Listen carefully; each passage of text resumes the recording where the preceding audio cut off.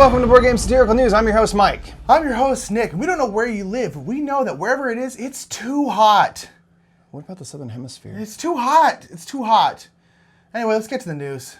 Ravensburger is continuing its string of IP-driven games with the Princess Bride Adventure Book game, which is a cooperative game for 1 to 4 players designed by Ryan Miller. The game will come with paintable miniatures of all your favorite characters from The Princess Bride, like Fezzik and only Fezzik. Suck it, Inigo Montoya. You know what, though? He's great when I think about it. Anyway, the game comes out October 4th. Players will move all the characters around to different locations, hoping to discard the right story cards at the right time to advance the plot. Every chapter features a new board, all bound in a storybook, and you will be attempting to get through 6 chapters of The Princess Bride, all while dealing with interruptions from Fred Savage. The Princess Bride Adventure Book game goes super meta because it's all about people trying to read a story and the characters interrupting the story or interrupting your game. And then there's the added element of the fact that everyone is stuck at home with their actual kids who are interrupting the game. And since you can't stuff them in a box when you're tired of playing, after a long line of interruptions, all you can do is look to your partner and simply ask, "Be honest. How do you feel?"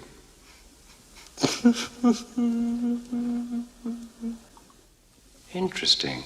And by the way, shouts out to us for not doing the classic marriage.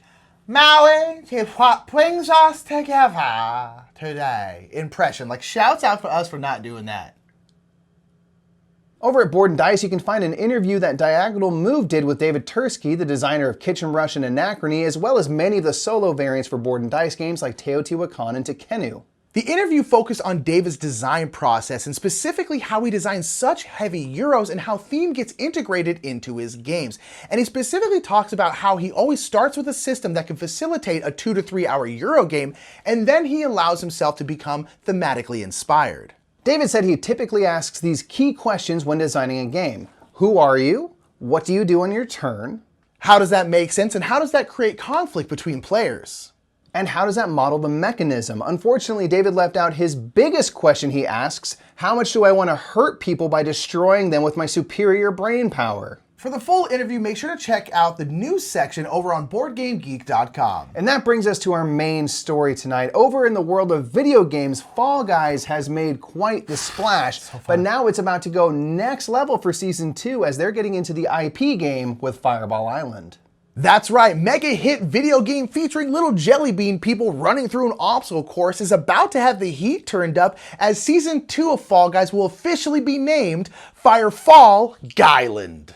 This crossover seems meant to be, as in the hit board game Fireball Island, you are miniature people running around a course trying to avoid cinders or a fiery doom. In fact, I'm not convinced that the creators of Fall Guys didn't simply play Fireball Island and then start designing Fall Guys immediately after. With Fireball Island's many expansions, mini games like the Egg Scramble will now be turned into Spider Springs Showdowns, where you're avoiding giant spiders and trying to take their eggs. The Curse of the Crimson Cutlass will have the signature pink slime added from Fall Guys, as players will try to stay on a sinking ship for as long as possible. And the finale will simply be known as the People vs. Volcar, as players will try to race to the top of the mountain to steal the heart of Volcar and claim victory. And no, that story isn't real, but shouldn't it be? It sounds so perfect. We need to make it happen. Everyone go over to Fall Guys Twitter and tweet at them that they need a Fireball Island Season 2. They do. Tweet at Fall Guys Game and tell them Brothers Murph sent you. And with that, it's time for Content Creator Corner, where we talk about a content creator that we really like and admire. And this week, we've got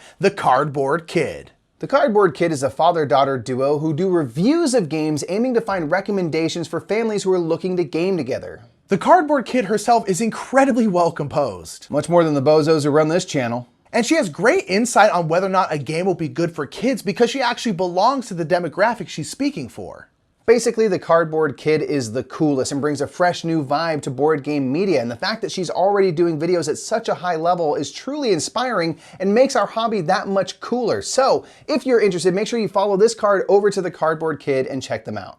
And in other news, Exit the Game has just announced the newest and most difficult game in their line yet, Exit Florida. Exit Florida's tagline, you can't. It currently has 0 recorded successes over all board game stat trackers. And that's all the time we have for you today. Be sure to put your favorite bits of board game news in the comments below. And until next time, that has been the news according to us.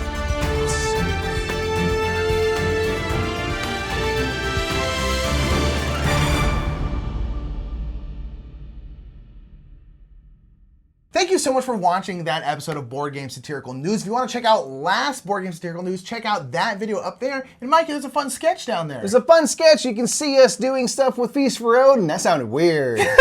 And be sure to check out the Cardboard Kid right here on YouTube for some awesome suggestions, especially if you have young ones and you want to know if a game's going to work for your family. Yeah. Like, Thanks, everyone. share, subscribe. You know what to do. Do all those things. I almost cut it off ahead of time.